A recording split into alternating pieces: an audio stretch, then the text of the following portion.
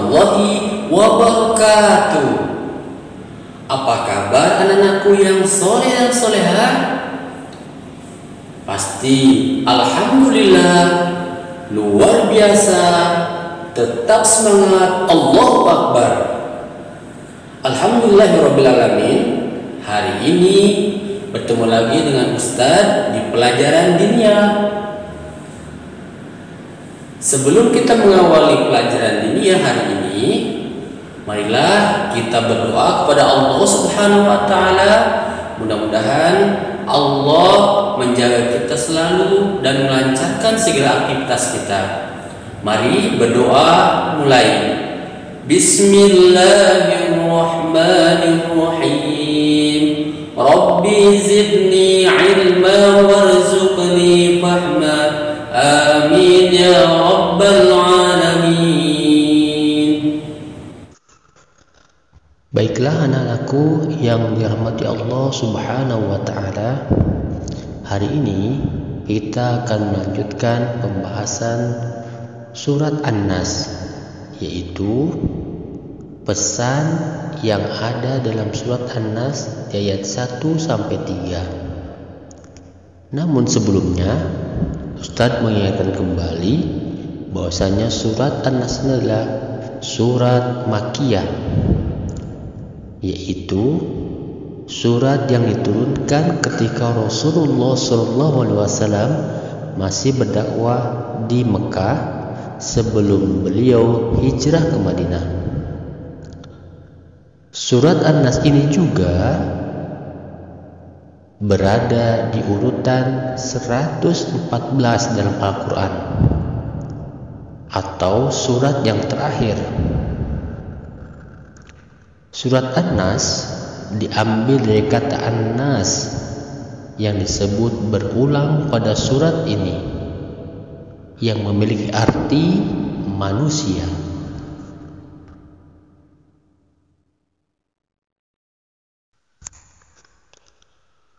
Pesan yang terkandung secara umum di dalam surat An-Nas ini adalah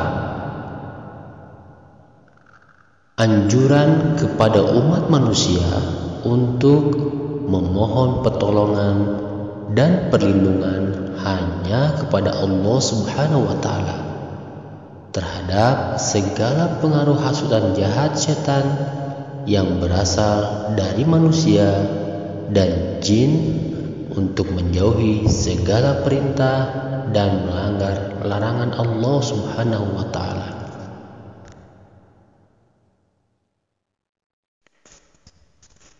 Penjelasan ayat pertama dari surat An-Nas yang berbunyi, Qul a'udzu bi rabbin nas. Katakanlah, aku berlindung kepada Tuhan yang memelihara dan menguasai manusia. Penjelasannya adalah, Qul, katakanlah wahai utusanku, dan ajakanlah juga kepada mereka. Maksudnya Allah memerintahkan Rasulullah SAW untuk mengatakan apa yang telah diwahyukan kepadanya. Apa bunyi wahyunya? A'udzu bi rabbin nas. A'udzu diambil dari kata a'ud, yang berarti menuju kepada sesuatu untuk menghindar dari sesuatu yang ditakuti. Adapun kata Rabb mengandung makna kepemilikan atau kepemeliharaan serta pendidikan yang melahirkan pembelaan serta kasih sayang. Rabb sendiri bisa diartikan adalah Tuhan yang memelihara, Tuhan yang mengarahkan, dan juga Tuhan yang menjaga serta melindungi, yaitu Allah Subhanahu wa taala.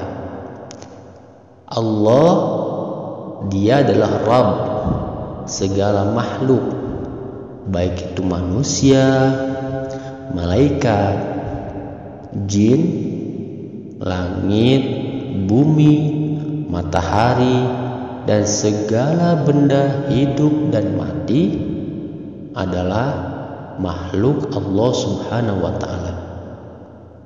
Namun pada ayat ini Allah Subhanahu wa Ta'ala mengkhususkan bahwasanya Allah adalah Rabb untuk manusia. Sedangkan An-Nas berarti kelompok manusia. Karena An-Nas sendiri kalau dirunut dalam bahasa Arab adalah An-Nawas atau Unas, yang berarti bergerak atau nampak. Jadi manusia adalah suatu makhluk hidup yang sering bergerak. Oleh karena itu, di dalam ayat ini Allah menegaskan bahwasanya Dia sebagai Tuhan dari manusia yang selalu bergerak. Allah Subhanahu wa Ta'ala memerintahkan kepada kita sebagai manusia untuk memohon pertolongan darinya dari godaan syaitan yang terkutuk. Penjelasan ayat yang kedua yang berbunyi Malikin Nas, Raja Manusia. Kata Malik artinya raja. Biasanya digunakan untuk penguasa yang mengurus manusia atau memiliki kekuasaan yang sempurna, yaitu Allah Subhanahu wa Ta'ala. Berbeda dengan Malik, mimnya dipanjangkan yang berarti pemilik. Hal ini biasanya digunakan untuk menggambarkan kekuasaan si pemilik terhadap sesuatu yang tidak bernyawa. Contoh di dalam surat Al-Fatihah yaitu Maliki Yaumiddin, Dialah Allah yang memiliki hari kebangkitan. Oleh karena itu, dalam ayat ini Allah menjelaskan bahwa Allah Subhanahu wa Ta'ala sebagai Malik, penguasa yang merupakan raja yang memiliki kekuasaan tertinggi terhadap manusia, dan kekuasaannya sangat sempurna. Dialah Allah Azza wa Jalla.